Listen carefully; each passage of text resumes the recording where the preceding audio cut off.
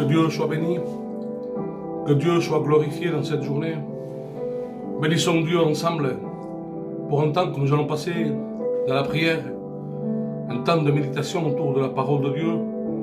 Je t'invite, mon frère, mon ami, à pouvoir te connecter, à pouvoir prendre quelques minutes de ton temps tellement précieux pour pouvoir te joindre à nous, pour passer un temps de prière, alléluia, d'intercession pour nos malades, pour passer un temps autour de la parole de Dieu, alléluia.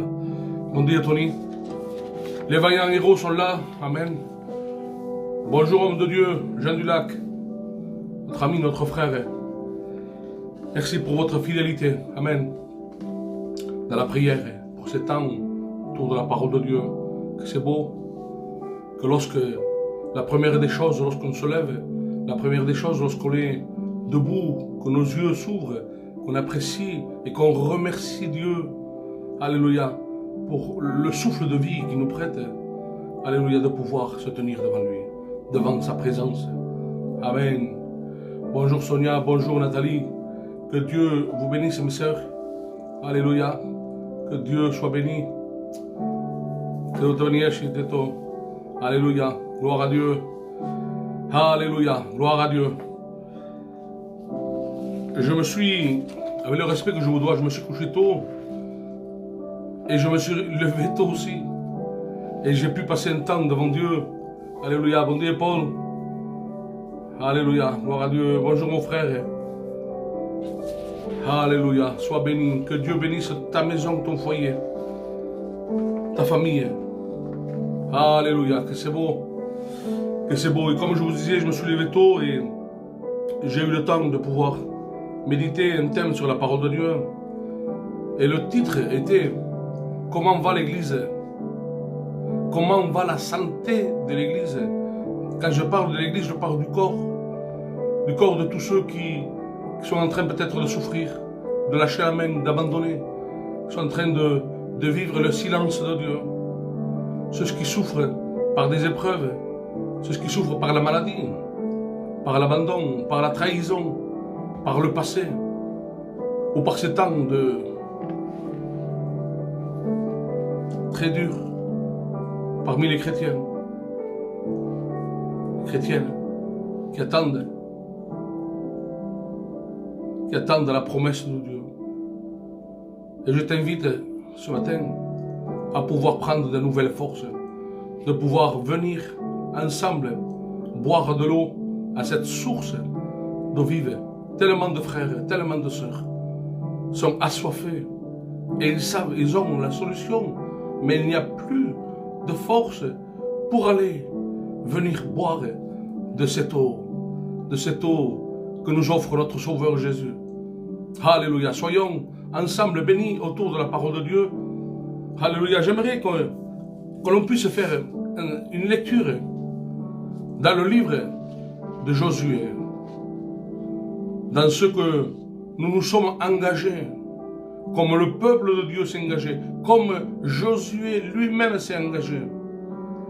Amen. Gloire à Dieu.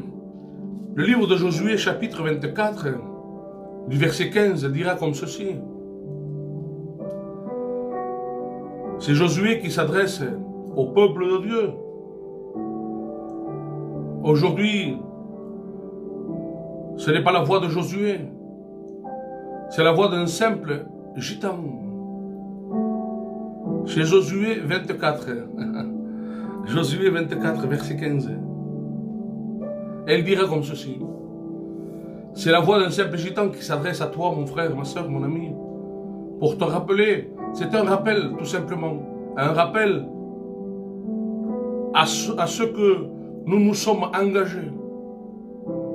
Et c'est un peu ce rappel que Josué fait au peuple de Dieu. Il dira comme ceci. Si vous trouvez bon de servir l'Éternel, choisissez aujourd'hui qui vous voulez servir. Alléluia. Ou les dieux que servaient vos pères, c'est-à-dire les dieux amoréens, les dieux étrangers. Il dit, moi et ma maison, eux, ils ont pris leur choix. Puis, ils font un rappel au peuple. Il dit, mais moi et ma maison, nous servirons l'Éternel. Alléluia. Moi et ma maison, nous servirons l'Éternel. J'écoutais dernièrement un prédicateur prêcher sur la parole de Dieu. Et il annonçait des choses prophétiques. Et il disait, mes frères et sœurs, mais il était touché, il était convaincu de ce qu'il disait. Et nous le croyons par la foi. Il dit à la fin d'année, il y aura des choses, des précipitations qui vont avancer le retour du Christ. Il y a des choses qui vont précipiter. Nous savons très bien qu'il y a une préparation, il y a un appel, il y a une promesse. Il doit revenir. On dirait qu'avec le temps, ces promesses, au travers des épreuves, au travers du temps qui s'est écoulé, on dirait que du sable et des gravats se sont posés sur ces promesses et qu'aujourd'hui on vit comme si on aurait des années et des années devant nous pour continuer à vivre selon le penchant de notre cœur. Ce frère disait, mais vraiment un homme convaincu de ce qu'il ressentait. C'était un appel prophétique, un rappel surtout de ce que Jésus a dit, a annoncé, qu'il revient très bientôt. Il n'est pas le temps de faiblir, il n'est pas le temps d'abandonner dans tes luttes, dans tes combats. Mon frère et ma soeur, il est temps de revenir et de s'accrocher à lui. Il dit, moi et ma maison, nous servirons l'Éternel. Et le verset 22, il continue, Josué dit au peuple, vous êtes témoins contre vous-même, que si vous avez choisi l'Éternel pour le servir. Et là, le peuple répond, il dit, oui, nous en sommes témoins. Nous en sommes témoins. Alors le verset 25 dira, Josué fit en ce jour une alliance avec le peuple et lui donna des lois et des ordonnances. Alléluia. Il y a une nouvelle alliance qui s'est faite. Même si nous savons très bien que Dieu insiste pour revenir à cette communion avec l'homme. Et ça dure un temps. Puis l'homme échoue. Il choisit encore un homme pour rétablir cette communion avec l'homme. Et au bout d'un temps tellement limité que normalement, chaque fois qu'il y a eu une alliance, elle a été brisée par l'homme, non par Dieu. Et nous voyons que le peuple, emporté par l'enthousiasme, une pierre est dressée, témoin de cet engagement volontaire. Malheureusement, quelques années après, dans le livre des Juges, chapitre 2 du verset 2, dira comme ceci, qu'un homme de Dieu devra monter vers ces mêmes gens et leur dire, vous n'avez point obéi à ma voix. Il ne suffit donc pas de faire à Dieu de belles promesses et d'avoir de bonnes intentions si elles ne sont pas suivies d'action. Elles sont stériles et ne peuvent satisfaire le Seigneur et non plus les enfants de Dieu, les chrétiens. Parce que nous voyons bien qu'aujourd'hui, beaucoup de chrétiens, beaucoup de chrétiennes, mes frères et sœurs, sont malheureux. Parce qu'ils suivent tantôt le désir, le plaisir de leur cœur. Et ensuite, vont à l'église, se disent chrétiens. Mais on ne peut pas vivre de cette manière, tantôt d'une manière, tantôt d'une autre. Tantôt le monde, tantôt les richesses, tantôt les mensonges. Et puis faire semblant avec une apparence d'être un enfant de Dieu. Dieu ne peut pas demeurer. C'est la parole de Dieu qui le dit, c'est pas moi. Nous savons que Dieu est amour, mais ne faisons pas de cette grâce ce que nous voulons faire pour nous, pour notre bien, pour notre intérêt. Ne soyons pas des figuiers n'ayant que des feuilles, c'est-à-dire dans nos promesses. Le figuier a beaucoup de feuilles, ça ce sont nos promesses. Mais ayons du fruit, nos actions? Qu'en est-il de nos engagements de baptême, de nos promesses, de notre fidélité et de notre obéissance? Qu'en est-il aujourd'hui? C'est une réponse qui est entre vous et Dieu. On n'est pas là pour juger, pour pointer du doigt, parce qu'aujourd'hui, si je pointe un doigt vers vous, c'est 3 contre moi que je me pointe. On est tous dans le même combat. On est là pour s'aider, pour intercéder, pour prier les uns pour les autres, parce que nous voulons voir la gloire de Dieu. Le déclin, mes frères et sœurs et amis, le déclin n'est pas une chute, mais c'est le chemin et le processus qui y conduisent. Il y a rarement chute brutale et spontanée. C'est-à-dire du jour au lendemain, ça y est, il est tombé, il n'est plus là, il est allé dans le monde. Non, c'est pas comme ça. Il est généralement précédé pendant plus ou moins longtemps par une démarche progressive qui va le mener à une rupture spirituelle et dans une ruine spirituelle. Que Dieu nous garde, que Dieu nous protège. C'est simplement un rappel à ceux à donc quoi nous nous sommes engagés. Nous ne sommes pas n'importe qui, nous sommes des enfants de Dieu. Je sais que pour plusieurs, j'ai cité le nom de Tony, dimanche prochain, il va passer par les eaux du baptême. C'est un engagement important.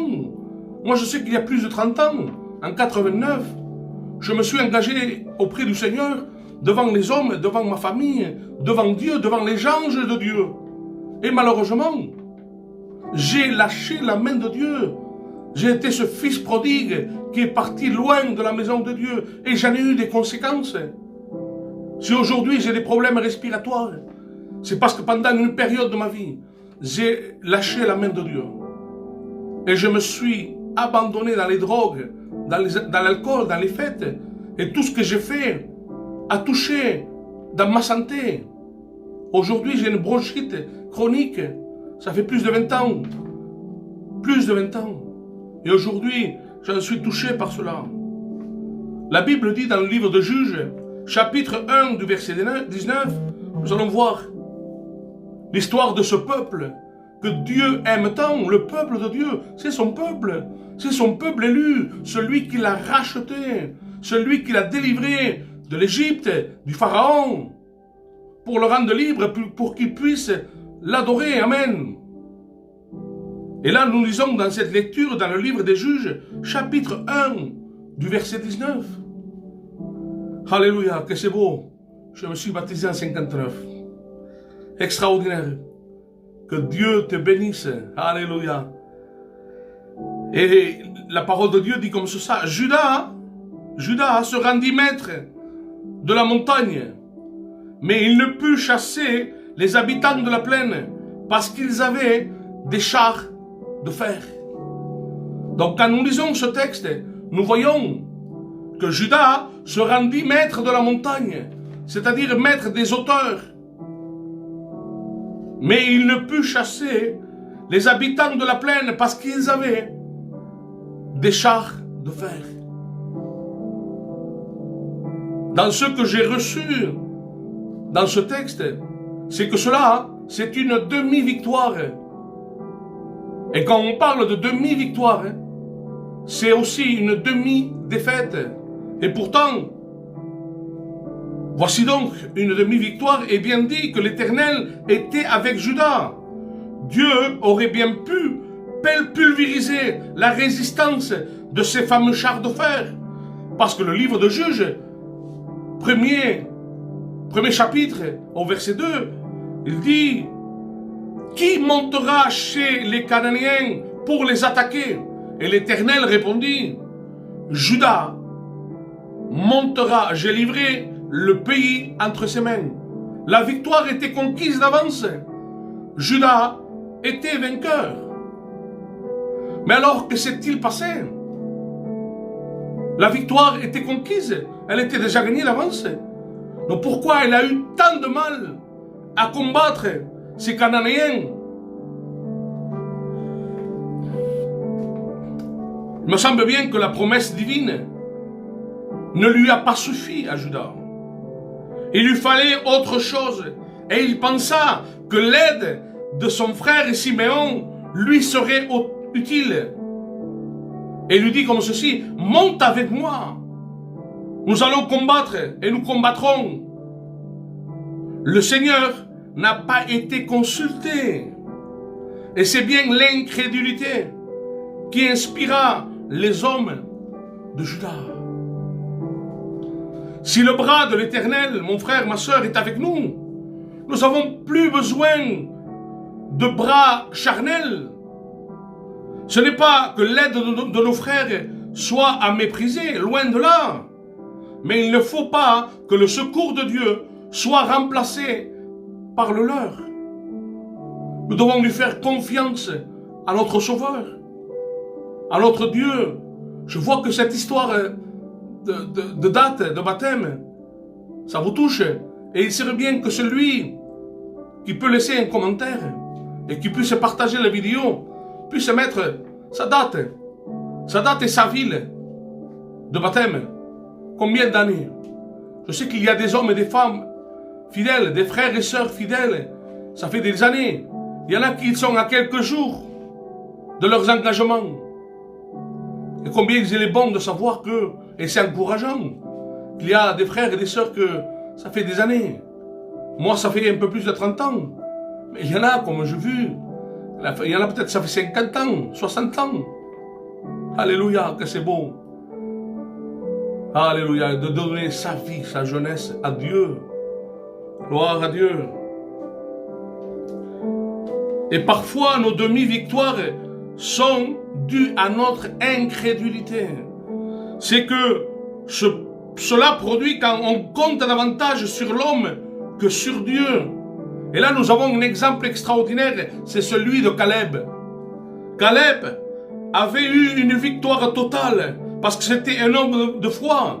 Il chassa les 3 fils d'Anak. Les fils d'Anak, c'était des géants. Et lui, il les vainquit, les 3. Alléluia. C'est un type de nos 3 ennemis. Nous avons 3 ennemis. Un des plus importants, c'est la chair, le monde et le diable. Nous les avons vaincus, alléluia, par Jésus-Christ. Alléluia. Caleb était un homme de foi. Il sut mener sa guerre en comptant sur Dieu seul. Et sur ce, j'aimerais te dire, mon frère, ma soeur, que c'est sur Dieu que tu dois compter. C'est sur lui seul que tu dois compter. L'aide des frères, c'est important. Hier, c'était le thème du message de cette communion ensemble. Cette communion avec Jésus, avec le Père.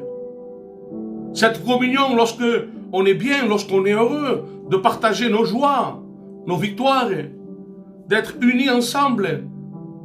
Mais il est bon d'avoir aussi des frères lorsque nous sommes fatigués, lorsque nous sommes découragés et que nous avons besoin des frères, des hommes comme Paul, sont fortifiés, sont encouragés.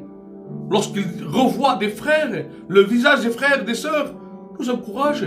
J'en parlais hier à l'église. Ça a eu un temps où nous avons parlé de cette communion des frères. C'est important. C'est important de se sentir aimé, de se sentir appuyé. Lorsque les disciples étaient en prison, l'église était là. Prier et intercéder. Parce qu'ils voulaient la délivrance, ils voulaient que Dieu puisse les accompagner, parce qu'ils savaient que les disciples, en prison, risquaient la mort. Et il y a des frères et des sœurs aujourd'hui qui sont dans une mort spirituelle. Ils ont été rejetés, parce que faillir, ça arrive. Mettre un genou à terre, ça arrive. Et ce n'est pas à cause de cela que l'Église, les frères et les sœurs, doivent rejeter nos frères. Au contraire, prions ensemble, intercédons en leur faveur, afin que Dieu, non pas nous puissions les juger pour le péché qu'ils ont commis, pour la désobéissance, parce qu'on a plus tendance à voir le défaut des autres que les valeurs, que la richesse. Aujourd'hui, des hommes et des femmes ont besoin que nous leur tendons la main. Ils ont besoin de voir le véritable amour de l'Église. Non pas simplement en parole, comme je vous ai dit, comme ce figuier, avec beaucoup de feuilles. Aujourd'hui, beaucoup prétendent être des missionnaires galactiques. Ils vont jusqu'à Mars témoigner, à les entendre parler. Et ils ne bougent pas leurs doigts. Comme certains hommes dans la Bible, ces hommes religieux, qui étaient là pour porter des discours, des sermons fatigants au peuple. Aujourd'hui, beaucoup d'hommes et de femmes ont besoin de reconnaître en l'Église l'amour de Dieu dans leur cœur. C'est un encouragement à toi, mon frère, ma sœur, qui passe par des mauvais moments, qui attend, qui peut-être tu t'es engagé dans des promesses, comme le peuple qui a dit « Oui, moi aussi je veux servir Dieu et Dieu seul. » Et puis nous avons vu, dans notre vie chrétienne, nous avons été déçus. Nous avons beaucoup de problèmes. Il y a eu des deuils, il y a eu des séparations, il y a eu des problèmes dans le couple. Et puis on s'est senti abandonné. Abandonné de nos proches, trahi de nos proches, de notre famille, de notre mari, de notre épouse. Et puis on s'est voué dans la seule solution qu'il y avait, c'était la drogue, l'alcool, le péché. Malheureusement, nous voulons prier pour tous ceux qui se sont égarés, ceux qui ont failli, ceux qui étaient peut-être prêts à tout abandonner. Dieu a permis ce matin que tu entendes ces paroles, de savoir que tu as des frères, des amis, des sœurs, qui prient et intercèdent en ta faveur, pour que tu fasses le bon choix dans tes engagements, de ce que tu as fait peut-être il y a des années. Tu t'es engagé dans cette voie du baptême, tu t'es engagé de le servir dans les bons et dans les mauvais moments. Et puis les années ont passé, et cette promesse est devenue enterrée, avec tous tes soucis, toutes ces ruines que tu as vécues dans ta vie. Mais aujourd'hui, par le moyen du Saint-Esprit, par la parole de Dieu, Dieu est venu souffler, par son souffle divin, par la puissance du Saint-Esprit, sur toutes ces ruines, sur ces tas de gravats, tout ce qui a été là, tous ces débris. Dieu souffle dessus et te rappelle tes engagements avec Dieu. Dieu ne regarde pas à ce que tu as fait, à ton passé, à ta souffrance, à ta désobéissance. Dieu te demande de revenir et de prendre de nouvelles forces. Viens, comme dira Jésus, il invite l'humanité entière à venir à lui. Il dit, venez à moi, vous tous qui êtes fatigués et chargés, et je vous donnerai du repos. L'humanité entière a besoin du repos. Des hommes dans la plus grande hiérarchie, c'est ce que nous disions aujourd'hui, mais non, lui, c'est quelqu'un d'heureux, c'est pas possible. Oui, des hommes dans des positions assez hautes, aujourd'hui, font de la dépression. Des femmes qui doivent diriger des entreprises, quand ils rentrent chez eux, chez elles, dans leur maison, ils n'arrivent pas à dormir, c'est l'insomnie. Il y a bien quelque chose qui se passe, c'est les problèmes, les soucis, qui sont là en train d'augmenter dans nos pensées et qui descendent dans notre cœur. Ces pensées qui nous travaillent nuit et jour. Ton cœur a besoin de Jésus. Ton cœur a besoin de prendre vraiment toute sa forme, parce qu'il n'y a plus rien qui soutient. C'est le désir de réussite. Mais tu vois que tu combats contre quelque chose et il n'arrive pas. Tu attends ce bonheur, tu attends cette paix. Et il y a ce mur que tu commences à prier et que tu vois que ta prière n'arrive pas à dépasser le plafond. Tu as un problème dans ta vie. C'est que l'incrédulité, tu penses faire comme cette femme. Je la cite souvent parce que c'est les œuvres de la chair parfois qui prennent le dessus sur les œuvres de Dieu. Cette femme qui est malade depuis 10 ans et qui voit son état, sa santé se détériorer, c'est possible. Et puis, elle voit qu'elle devient faible. Elle va Elle essaye de se renseigner qui est le meilleur docteur dans quelle ville. Et là, tous ces biens qu'elle a pendant toutes ces années, elle va les gaspiller un peu partout. Puis jusqu'à un moment où elle dit, je n'en peux plus. Tout ce que j'avais, je l'ai gaspillé dans les mains des docteurs. Et mon état va en empirant. C'est peut-être ta situation. Tu as une étiquette et tu te caches derrière cette étiquette disant « Mais je suis chrétienne, mais ça fait tant d'années que je suis baptisé. Mais moi, j'aime Dieu. » On le croit. On le croit. Mais ma sœur, c'est un encouragement pour toi. Derrière toutes ces promesses, on est parfois comme ces arbres, comme ces figuiers, remplis de feuilles, c'est-à-dire de promesses. Mais il n'y a pas de fruit. Le fruit, c'est l'action. Quand cette femme sait que tout ce qu'elle avait, tout son argent, tout ce temps perdu, il a perdu entre les mains des hommes. Quand il entend parler de Jésus, elle se dit, ma solution, c'est lui. Ma solution, c'est Jésus. Elle va se faufiler au milieu de la foule, va se faire toute petite, et elle se dit en son cœur, si j'arrive à toucher le bord de son vêtement, je serai guéri. Je serai guéri. Il faut toucher le bord de son vêtement par la foi. Mais je t'invite ce matin à pouvoir prendre du temps avec lui. On va chercher Dieu. Ensemble, on va prier Dieu. C'est vrai, il est tôt, peut-être que tu ne pourras pas prier à haute voix. Mais c'est important. Parce que le fait de prier à haute voix, c'est une déclaration de foi. C'est une déclaration de foi. Je déclare que je crois, Seigneur. Et une déclaration de foi ne se fait pas dans le silence. Dis-lui, Seigneur, je déclare par la foi que tu es ma seule solution. Tu es le bras puissant qui soutient ma vie. Et je confesse, je demande pardon pour toutes ces années, pour tout ce temps où j'ai voulu faire de moi-même, par ma propre expérience, par mon intelligence, par la main des hommes, par mes connaissances. J'ai voulu gravir des choses et que je n'ai jamais pu faire parce que j'ai mis ma confiance dans l'homme. Puis, prier à haute voix aussi, c'est de le louer, de le glorifier, de l'adorer. Le fait d'adorer Dieu à haute voix, c'est que les anges entendent, Dieu entend, et ces démons entendent aussi, parce qu'il faut qu'ils sachent que nous adorons le vrai Dieu. Alléluia. Nous adorons notre Sauveur.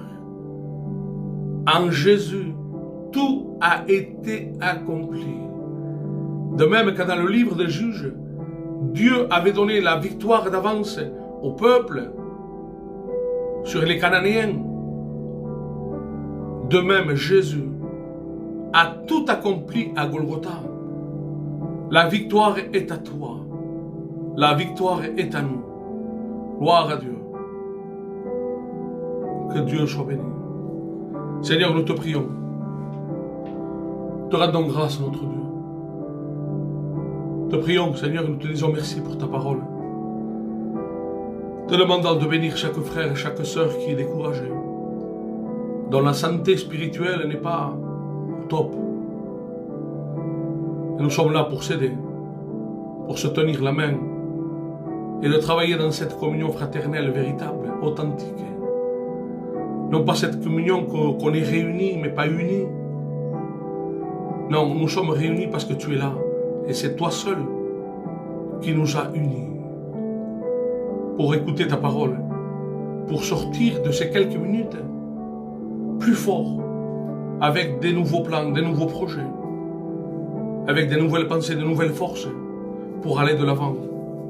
Seigneur, nous ne voulons pas laisser l'ennemi détruire ces âmes par leurs pensées mensongères, disant « Tu n'y arriveras pas, depuis le temps que tu attends. Ton Dieu est sourd. Ton Dieu ne peut pas régler ton problème. Tu as vu depuis tellement longtemps. Mais abandonne. Abandonne. C'est ta voix qui te dit d'abandonner. Écoute, une voix simple, douce, remplie d'amour et de compassion, qui te dit que tout a été accompli à Golgotha. Ta maladie, ta solitude, tes peurs, tes craintes, tes doutes, tes combats. Jésus a tout accompli. Il a pris sur lui nos péchés. Cet acte, cette ordonnance qui nous condamnait, il a pris sur lui, à Golgotha, lorsque ces hommes ont commencé à le frapper toute la nuit. On a commencé à lui donner 39 coups de fouet. Son dos a été labouré. Il a été traité dans l'humilité la plus basse. On l'a traité comme cet agneau qu'on l'amène à la boucherie et qui ne dit pas un mot. On l'a frappé, on l'a humilié. Et lorsqu'il est là, trébuchant dans ses voies, dans ses routes de Jérusalem, où les gens sont en train de crier, certains pleurent de voir Jésus en train de parcourir les rues de Jérusalem jusqu'à Golgotha, connaissant Jésus pour tout le bien qu'il a fait. D'autres se réjouissent. Et là, il arrive à ce fameux lieu de Golgotha. Je bénis Dieu pour Golgotha. Et là, à Golgotha, les soldats romains sont là et lui forcent la main. Mais lui, on n'a pas besoin de lui forcer la main. Il la donne, lui, la main. Ce n'est pas un brigand, lui. Les brigands résistent. Les brigands pouvaient insulter, pouvaient dire des choses. Mais lui, non. Quand on lui prend la main, il la donne. Puis, la deuxième main, il l'offre. Et là, on lui cloue ses mains, ses pieds. On lui traverse son côté, on lui met une couronne d'épines. On lui a arraché sa barbe. Alléluia. Tout ça pour toi et moi. Dieu est bon. Nous n'avons pas le droit d'abandonner, mes frères et sœurs. Nous n'avons pas le droit d'abandonner. Lorsqu'on essaye un instant de réaliser les souffrances,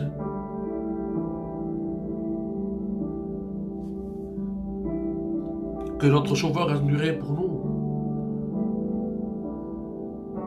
doit être ces hommes et ces femmes qui doivent continuer dans ce combat. Continuer dans le combat de la foi. Parce qu'aujourd'hui, c'est la foi que l'ennemi essaye de toucher. Il veut te diminuer, te faire croire par tes pensées mensongères que tu n'as pas de valeur. Que tout ce que tu as fait et que défaite, tout ce que tu as touché n'est bon à rien. Tu as tout détruit, tu n'as pas réussi. Les autres, oui, mais toi non. Tu n'es pas fait pour réussir. Ça, c'est faux. Ton foyer n'a pas réussi. Mais nous avons notre Sauveur, le Dieu de toute opportunité, de toute solution. C'est jusqu'à maintenant. Ton foyer battait des ailes. Si ton foyer n'allait pas bien, tes enfants, ton mari, ton épouse, nous entendons des mauvaises nouvelles tous les jours. Mais sache, mon frère, ma soeur, que Dieu est au-dessus de tout cela. Dieu est au-dessus de tous nos problèmes. Comme ces chars de fer étaient un problème pour Judas, parce qu'ils avaient mis leur confiance dans des frères dans la chair. Dieu n'a pas pu accomplir son plan dans la vie, parce que la victoire était acquise. La victoire était pour eux. Et quand nous regardons, il est dit comme ceci, et je termine, nous allons prier. Judas se rendit maître de la montagne, mais il ne put chasser les habitants de la plaine parce qu'ils avaient des chars de fer. Dieu avait dit déjà, Judas montera et j'ai livré les Cananéens, alléluia, entre ses mains. J'ai livré le pays entre ses mains. Tu as la victoire, mon frère, ma soeur. Ne doute pas. Nous allons prier. Nous allons prier ensemble. Te rendons grâce, notre Dieu. Te bénissons. Merci. Merci pour ces temps accordés. Seigneur, nous ne voulons pas se laisser tromper. Nous sommes des chrétiens. Et si pour certains, nous sommes des gens faibles, des gens que nous ne connaissons que rien du tout, nous connaissons que les réunions. Mais c'est tellement important de connaître le Dieu des réunions. Nous connaissons le Père Céleste. Nous ne sommes pas n'importe qui. Nous sommes des conquérants. Nous sommes des combattants. Nous faisons partie de l'armée de Dieu. Et lorsque moi, avec mes forces, je suis incapable, Dieu prend le relais. Dieu est celui qui vient combattre pour nous. Il a déjà gagné. Il a combattu contre les esprits du mal. À Golgotha, il a réduit les autorités diaboliques à ses pieds. Il les a vaincus. Alléluia. Et cette victoire, elle est pour toi, mon frère, ma soeur. Prends courage. Nous voulons prier pour tous ces foyers. Ils sont brisés. Tous ces enfants qui grandissent sans père, sans mère, parce qu'ils ont divorcé. Toutes ces personnes qui sont là en ce moment, que vous connaissez, qui sont malades. Ceux qui ont perdu un proche. Alléluia, Seigneur. Toutes ces familles endeuillées. Je sais que sur Perpignan, nous avons perdu un jeune frère de 29 ans dans les assemblées de Dieu. Combien c'est déchirant. Nous voulons prier pour cette famille. Nous voulons prier pour l'église de Perpignan. Nous voulons prier pour toutes ces personnes qui, des êtres chers, nous quittent. C'est tellement dur et difficile, incompréhensible. En pleine force de la jeunesse, 29 ans. Seigneur, nous voulons garder la foi. C'est Seigneur, à ce que, quand tu reviendras, c'est le prix le plus élevé. Tu diras comme ceci, Seigneur, trouverai-je la foi quand je reviendrai. C'est notre héritage. C'est ce qui va nous tenir. Parce que tout va être contre notre foi. Les temps à venir vont être très difficiles. Les temps à venir vont être compliqués. Mais nous comptons sur la grâce de Dieu. Ce matin, nous sommes devant toi, Seigneur, pour prier, intercéder les uns pour les autres. Pour les cas de maladie, ceux qui sont dans leur chambre d'hôtel, dans des chambres d'hôpital, qui sont dans des chambres de réanimation, qui sont dans un état de coma, qui sont touchés par le Covid, par cette mauvaise maladie.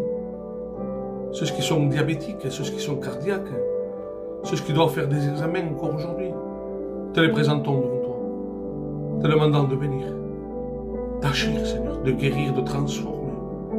Je te prie pour l'Église, Seigneur, te demandant de bénir les serviteurs de Dieu, les bergers, d'être toujours ces hommes vigilants, forts, instruits par la parole de Dieu. Nous ne voulons rien faire, Seigneur, nous ne voulons pas prendre les forces charnelles, parce que notre intelligence charnelle, Seigneur, va diriger une manière le peuple qui ne sera pas selon les normes de Dieu. Seigneur, bénis les frères et les sœurs. Bénis les anciens, les anciennes. Ceux qui, ça fait des années qu'ils sont baptisés. Et ceux qui doivent s'engager. Seigneur, nous nous sommes engagés avec toi. Seigneur, dans les bons et dans les mauvais jours, le jour de notre baptême, nous avons dit et nous avons fait cette alliance avec toi, ce pacte de pouvoir te suivre dans les bons et dans les mauvais moments. Nous vivons une période très difficile, Seigneur, où les chrétiens sont tristes parce qu'il n'y a pas une vie consacrée à toi. Lorsque tu n'es pas le premier dans les vies, Seigneur, les foyers sont divisés, il y a des disputes, des querelles. Seigneur, nous te prions pour toutes ces personnes qui ont du mal à continuer, te demandant d'encourager, de fortifier, de renouveler, dans le nom de Jésus. Seigneur, nous avons une pensée, Seigneur, pour tous ces enfants qui sont malades, tous ces enfants atteints par cette mauvaise maladie, dans tous les hôpitaux de France, tous ces enfants, Seigneur, qui sont touchés par le Covid, tous ceux qui sont diabétiques, Alléluia, Seigneur. Tous ces enfants qui sont autistes, cardiaques, te les portons devant toi, Jésus. Ta parole nous dit de prier les uns pour les autres afin que vous soyez guéris. Seigneur, nous te prions dans le nom de Jésus. Nous prenons autorité dans le nom de Jésus. Et nous voulons continuer à prier et intercéder. Nous avons une pensée pour nos amis qui sont dans leurs cellules, qui ont besoin de ta grâce. Seigneur, je pense à Frédéric, je pense à Coco, je pense à Nino, je pense à tous ces noms qui reviennent. Seigneur, toutes ces personnes qui sont privées de liberté, qui sont privées de leur famille, te demandant de toucher leur cœur. Combien cette œuvre carcérale est importante, parce que c'est un terrain où la haine, la méchanceté règne, c'est l'ennemi qui règne. Mais même dans cet endroit terrible de ténèbres, animé par la haine et la méchanceté, il y a des hommes de Dieu qui se sont engagés. Ce sont les aumôniers, ce sont les étudiants, les prédicateurs, qui rentrent une fois par semaine, voire deux, qui vont faire des réunions dans toutes les prisons de France et dans notre pays et dans le monde entier. Des hommes s'engagent à servir Dieu dans cette œuvre. J'ai eu l'occasion de servir Dieu pendant 12 ans dans cette œuvre extraordinaire qui est l'œuvre de l'aumônerie de France. J'ai vu des choses extraordinaires. J'ai vu des conversions. J'ai vu la puissance de la parole de Dieu. Et nous voulons continuer à prier pour tous les détenus, ceux qui ont besoin de changer, ceux qui ont besoin d'un face-à-face avec Jésus. Que Dieu bénisse. Que Dieu bénisse notre pays. Que Dieu bénisse notre ville, nos quartiers, notre jeunesse, qu'ils soient liés par les liens de la drogue, par l'alcool, par les cachets, par l'insomnie, par l'angoisse, la dépression, par l'argent facile, par l'orgueil. Seigneur, transforme, brise tout lien de ténèbres dans le nom de Jésus. Nous prenons autorité dans le nom de Jésus. Alléluia. Oh Dieu. Que Dieu soit béni. Que Dieu soit béni et glorifié. Alléluia. Je vous souhaite une agréable journée. Que Dieu vous bénisse dans ce lundi. Peut-être que vous allez travailler. Que Dieu vous bénisse pour votre fidélité. Alléluia. Restons attachés, cimentés à lui, dans la prière, dans la lecture de la Bible. Et nous allons ressortir plus fort de ce que l'ennemi nous fait croire. C'est un menteur. C'est le menteur. Et la voix du mensonge essaye de toucher à notre foi pour que notre foi soit de plus en plus basse. Et comme je disais tout à l'heure, le déclin n'est pas une chute. On a le droit d'être faible. On n'est pas des robots. Notre chair parfois est faible, mais l'esprit est toujours bien disposé. Et le déclin, c'est ce chemin qui nous mène directement à la ruine. Le déclin jamais ne vous fera monter une pente. Le déclin va toujours en descendant. Mon frère, ma soeur, garde courage et reste attaché à Jésus. Que Dieu soit béni. Que Dieu vous bénisse à tous. N'oubliez pas de partager ce direct à vos amis, à vos proches, tous ceux que vous connaissez et qui ont besoin vraiment d'entendre que tout n'est pas fini. Même si on rencontre des impasses, on rencontre des échecs, nous avons vu que le peuple de Dieu a rencontré des échecs. Des hommes de Dieu ont rencontré des échecs, des impasses. Des prophètes ont rencontré des impasses. Des prophètes, c'est ceux qui prophétisent selon la note de Dieu ce qu'il doit arriver. Je sais que quand c'était l'année dernière, début de mois de mars, lorsqu'il y a eu cette pandémie, dans les réseaux sociaux, il y avait des phrases qui m'ont touché, qui m'ont blessé, et qui disaient comme ceci: mais où sont les prophètes? Comment ce fléau, ce virus, n'a pas été annoncé? Les prophètes ont-ils devenu aveugles ou non plus? Dieu est bon, mes frères et sœurs. Ne mettons pas la faute à Dieu. Ne mettons pas la faute à qui que ce soit. Il n'y a pas de faute. N'essayons pas de mettre la faute à quelqu'un, même pas à nous. Trouvons la solution. Je dis souvent qu'il y a des querelles, ou un malentendu entre un frère et avec un autre frère. Il ne faut jamais donner raison à un pour donner tort à l'autre. Trouvons la solution pour se réconcilier. Alléluia. Que Dieu vous bénisse. Je vous souhaite une agréable journée dans le nom de Jésus. Amen.